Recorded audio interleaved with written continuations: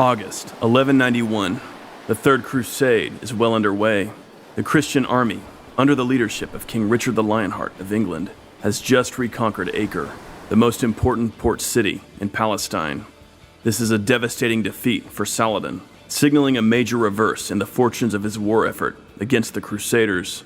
With Acre restored, King Richard prepares to continue his advance. On August 22, Richard departs Acre and begins marching with his army down the Palestinian coast. His goal, Jaffa, a port city lying 70 miles south of Acre.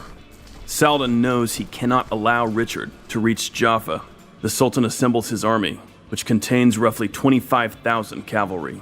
He prepares to attack and destroy Richard's forces before they can reach their goal. As the Crusaders advance down the coast, Richard uses his fleet to regularly supply his army. Richard's host contains about 1,200 knights and 10,000 infantry. The knights are organized into 3 divisions, marching in column. The Knights Templar lead the vanguard, while the Hospitallers hold the rearguard. The cavalry are protected on their left landward flank by a powerful screen of infantry, which includes many crossbowmen. Saladin's servant and biographer, Baha ad-Din, records that these infantrymen are wearing full-length chainmail shirts, protecting them from Saladin's harassing horse archers.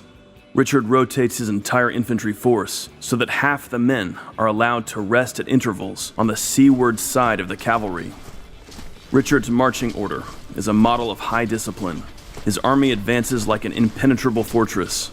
Morale is high among his men, who deeply trust the Lionheart's leadership. Saladin, all the while, trails Richard's movements, using his light, swift cavalry and horse archers to harass the Christian column. But Richard's formation is unbreakable, and the Saracen horse archers inflict minimal damage. Baha ad-Din writes admiringly of the Christian crossbowmen who show iron discipline, simultaneously marching while picking off Saladin's skirmishers. As the Crusaders advance, Saladin intensifies his attacks. The Saracen troops show great skill in their assaults, which are relentless. But Richard's forces are too well disposed. The Lionheart is aware of Saladin's dilemma. His plan is to continue to resist Saladin's attacks until the Sultan is forced to commit the bulk of his army to up-close harassment. Once that happens, Richard will unleash the full fury of the knights in a devastating charge. Finally, on September 7th, Richard is nearing the town of Arsuf. Saladin has almost the whole of his army swarming the Christians. Richard knows that the moment for counterattack is drawing near. Saracen harassment is concentrated against the Knights Hospitaller in the rearguard. At this point, Saladin's attacks are becoming quite burdensome to the Hospitallers, who are losing many horses. The Hospitaller Grand Master, Garnier of Nablus, asks the king to give the order to charge. What happens next is a matter of some debate. Traditionally, historians believe that the Hospitallers, unable to withstand any more harassment, begin the charge early. Richard, seeing what's happening, responds promptly by ordering a general charge. If this is the case, then Richard's quick action prevents disaster. For the Hospitallers, charging alone would have been separated from the main body of the army, and thereby easily surrounded and destroyed by Saladin's men. But today, historians are re-examining this issue, and many now believe that the charge of the Hospitallers was part of a coordinated process according to Richard's preordained command structure. Whatever the case, the result is the same. The Hospitallers begin the charge, and Richard follows it up by leading the Templars and the Anglo-Normans in a general charge. Saladin's army is caught completely off guard. Many of the Turkish horse archers had dismounted in order to aim more accurately. In a solid wave of armored horsemen, the Crusaders smash Saladin's troops. Baha ad-Din leaves us a striking account of the action. Then their cavalry massed together and agreed on a charge. I saw them grouped together in the middle of the foot soldiers. They took their lances and gave a shout as one man. The infantry opened gaps for them, and they charged in unison along their whole line. One group charged our right wing, another our left, and the third our center. Our men gave way before them. The Gesta Regis Ricardi, another important primary source for the battle, describes Richard's personal valor in the fighting. King Richard pursued the Turks with singular ferocity, fell upon them, and scattered them across the ground. No one escaped when his sword made contact with them.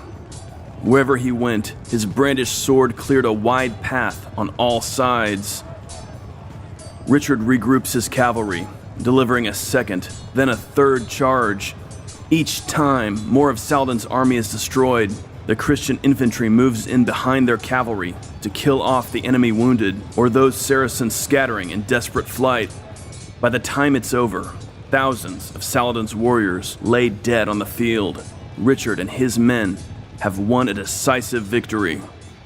Saladin retreats with the remnants of his army. The Sultan has suffered enormous casualties, losing at least half of his host.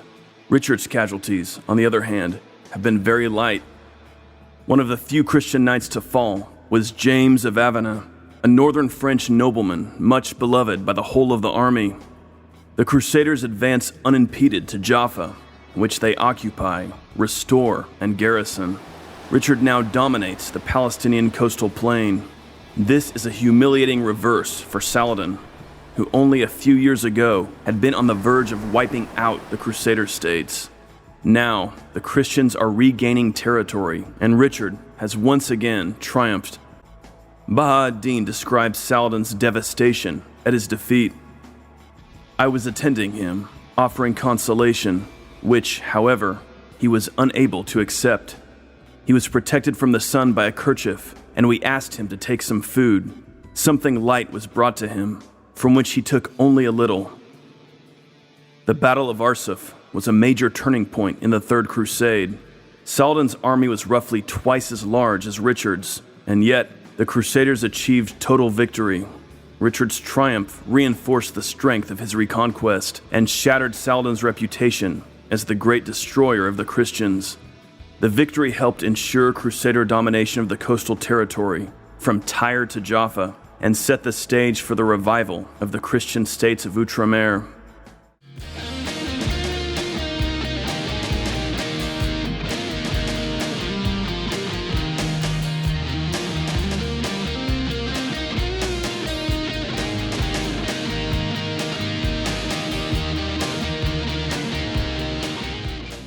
If you like this video, check out my novel of the Crusades, Why Does the Heathen Rage? Click the link below.